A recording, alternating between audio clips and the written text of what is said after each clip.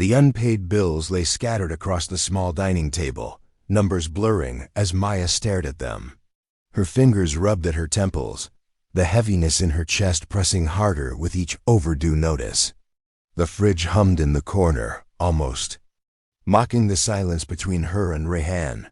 He stood near the door, buttoning his shirt, phone in hand, already half absorbed in whatever awaited him at the office. She told him the rent was due and they didn't have enough, but his response was a distracted, "I'll see what I can do," before glancing at the time and slipping on his shoes. No kiss, no pause, just the click of the door behind him. The knock came a few minutes later, sharp and impatient. She knew before opening it who it would be. Mr. Farid stood there, broad shoulders filling the frame, his smile polite but thin. His eyes scanned past her into the apartment as if inspecting it. She tried to sound casual when she told him she didn't have the rent yet, that she just needed more time. The smile vanished, replaced by a slow shake of his head. "We've talked about this, Maya. The due date's the due date." Her hands tightened on the doorframe. She offered half now, half next month. He let out a short laugh. "That's not how this works." His voice lowered, softer but heavier. "There are other ways you could make this right." She felt the meaning in the pause, her stomach knotting. Her first instinct was to close the door, but her body stayed still. She muttered that she'd figure something out, but he stepped a little closer, his cologne curling into the air between them. "Think about it. I'll drop by again tomorrow." After he left, she stood for a long time staring at the wood grain of the door, her mind replaying the tone he'd used. She thought of calling Rehan, but she pictured his flat expression, the way his voice turned clipped when she sounded upset. The memory of their last real conversation was weeks ago, on their anniversary night, when he'd been too tired to go out, too busy to even eat the dinner she'd cooked. The distance between them had been stretching for months, an invisible thread fraying in silence. That night, she sat at the table again, staring at the eviction notice Farid had slipped under the door earlier in the week. The paper felt heavier than it should when she picked it up, reading the deadline in bold letters. Her phone buzzed. A message from an unknown number. "Tomorrow, I'll bring an idea to solve everything." No signature, but she didn't need one. Her thumb hovered over delete, but instead she set the phone down, face down, as if that would make the words disappear. She tried to sleep, but her mind wouldn't stop turning. Every creak in the apartment felt louder. She thought about the friends they'd lost touch with, the way she'd stopped buying little things for herself, the way she'd started checking price tags before even thinking about trying something on. Survival had stripped life down to bills, groceries, and silence. The morning brought no relief. The sunlight through the curtains only made the room look smaller. She brewed tea she didn't drink and kept glancing at the clock. Part of her told herself she wouldn't even answer the door if he came, that she'd find another way, that she still had options. But each time she tried to list them, they crumbled into nothing.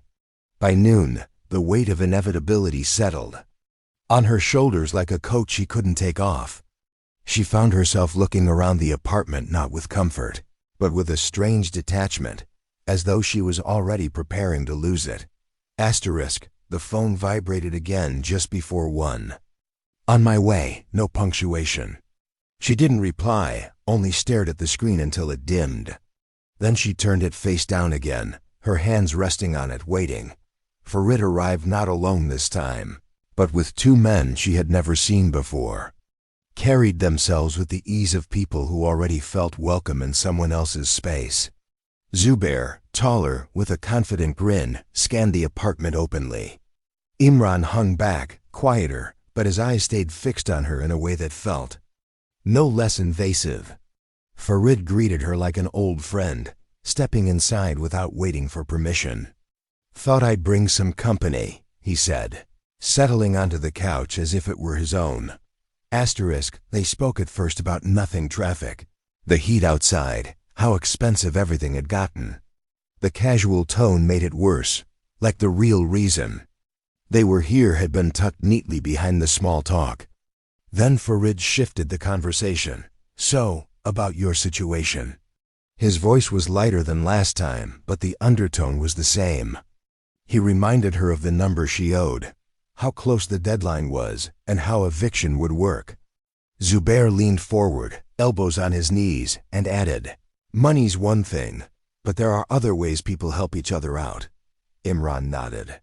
Once, like they had rehearsed it. She crossed her arms, trying to keep her voice steady. "I said I'd figure something out." Farid's smile didn't waver. "And I'm here to make sure you do." There was no raised voice, no threat, just the kind of certainty that made refusal feel like an impossibility. The air seemed heavier, the room smaller. Her mind flashed to Rayhan how he would come home late again tonight, how he'd eat in. Silence, how his eyes would flick to his phone instead of her. She thought of the last time he'd touched her without it feeling like a routine. She could already hear his voice if she told him about this. Short, tired, dismissive. He wouldn't. Ask what it cost her, only if the problem was solved. Farid pulled out his phone, scrolling casually. "Tonight, the rent can be paid in full," he said, glancing up. "Or tomorrow you'll be packing boxes." Zubair shifted slightly closer. Imran stayed still, but his gaze never moved. The clock ticked on the wall, each second louder then. The last dot asterisk, her wedding ring pressed against her skin, suddenly too tight. She turned it with her thumb without realizing. In her chest, her heartbeat matched the clock's rhythm, faster with each passing moment. She tried to imagine another way out, but her mind offered only blankness. The bills, the notice, the empty bank account, the husband who wouldn't notice until it was too late. Silence stretched, thick and unyielding. Farid didn't push, didn't rush her. He just waited, letting the weight of the choice fill every inch of the room. Zubair's grin had softened into something more certain, as though he already knew her answer. Imran finally looked away, glancing toward the door as if ready for the next step. Her voice never came. No yes, no no. She simply stayed still, her breathing shallow, her gaze fixed on a point on the floor. Farid rose slowly, smoothing his shirt, and the others followed. No words of agreement were needed. Her silence was enough. The moment felt like a thread snapping inside her, something that wouldn't be repaired no matter what happened next. As they moved toward the hallway, she stayed rooted in place, the sound of their footsteps mixing with the steady beat of the clock. Somewhere, deep inside, she knew the choice had been made the moment she opened the door. The morning light crept through the curtains, catching the edge of the envelope on the table. Inside was the rent receipt, crisp and official, proof that the problem was gone, at least on paper. Maya sat with it in front of her, her hands resting on either side, not touching it. The air in the apartment felt colder, the silence heavier. Rayhan emerged from the bedroom, adjusting his tie, his tone casual as he noted the rent had been handled. "Good. I knew you'd sort it out," he said, already looking for his keys. He didn't ask how. He didn't linger. The front door clicked, shut behind him, leaving the room unchanged, except for the dull hum in her ears. She moved the envelope aside, poured herself tea, and let it sit until it cooled. Each sip tasted metallic, her stomach knotting with every swallow. The image of the night before kept flickering in her mind, flashes of faces, words, the weight of the decision that had shifted something in her permanently. She told herself she had done what was necessary, but the reassurance fell flat, dissolving into the pit in her chest. The knock that came a few days later was softer, almost friendly. Farid stood there, leaning casually on the doorframe, a faint smirk playing at his lips. He didn't mention rent. He asked if everything was fine, if she was managing better now. The way his eyes lingered on her told her the visit wasn't just about checking in. She kept her responses short, polite, never inviting him in. But he left with the air of someone certain he'd be back. Later that afternoon, her phone buzzed with a message from a number she didn't recognize at first. "Hope we can help again. Sometime." She deleted it without replying, but the words clung to her thoughts, whispering that this wasn't over. Nights felt longer after that. Rayhan still came home late, still scrolled through his phone at the table, still treated her presence as a given rather than a choice. She found herself avoiding his touch, withdrawing into silence. He didn't seem to notice. If he did, he said nothing. The space between them was no longer just emotional. It felt like a wall neither of them would bother trying to climb. One morning, another envelope arrived in the mail. Different bill, same problem. An amount she couldn't cover. She sat at the table again, the same place where it had all started, fingers tracing the edge of the paper. The room looked exactly the same, yet she felt entirely different sitting in it. There was no panic this time, no frantic search for a solution. Just a quiet awareness of the number in her phone and what calling it would mean. She picked it up, scrolled through the list of contacts until she reached Farid's name. Her thumb hovered over the green icon, the silence in the room pressing in. Outside, a car passed, the sound fading quickly.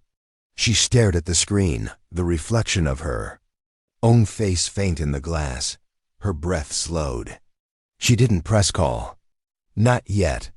But the phone stayed in her hand, heavy and certain, as if it already knew the choice she would make. Days passed, but the unease didn't. Maya moved through the apartment as if each corner held a shadow she didn't want to face. The rent was paid, but it felt less like a victory and more like a trade she couldn't undo. Every time her phone vibrated, her pulse jumped, wondering if it would be Farid or worse, one of his friends. She deleted messages without reading them fully, yet the words still seemed to echo. Rayhan remained the same, locked into his routines. He left early, came home late, and offered small talk as if it was enough to bridge the growing chasm.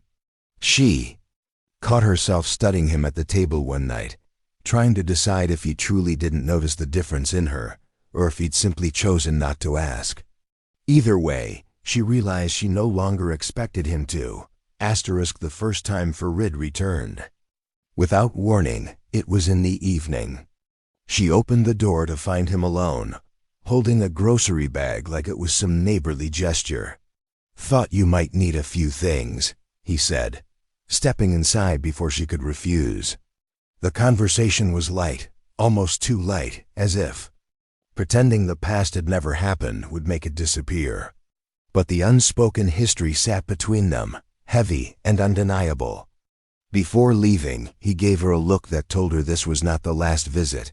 2 nights later, Zubair's name appeared on her phone.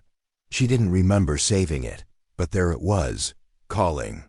She let it ring out. The next morning, a message followed. "Farid says you've been quiet. We should fix that." She didn't respond, but she didn't block the number either. Bills began to creep back in, each one a reminder that the reprieve had been temporary. The envelope on the counter stared at her for days before she opened it. The amount wasn't impossible, but it was enough to make her stomach drop. She ran the math, checked her balance twice, and still came up short. The idea of asking Rayhan didn't even cross her mind. When Farid called this time, she answered on the third ring. His tone was almost cheerful, asking how she'd been, telling her he'd been thinking about their arrangement. She didn't interrupt, didn't argue, just listened as he suggested meeting in 2 days. There was no negotiation, only the quiet space where she could have said no. The hours between the call and the meeting blurred. She went about her routines, but every sound in the hallway made her glance toward the door.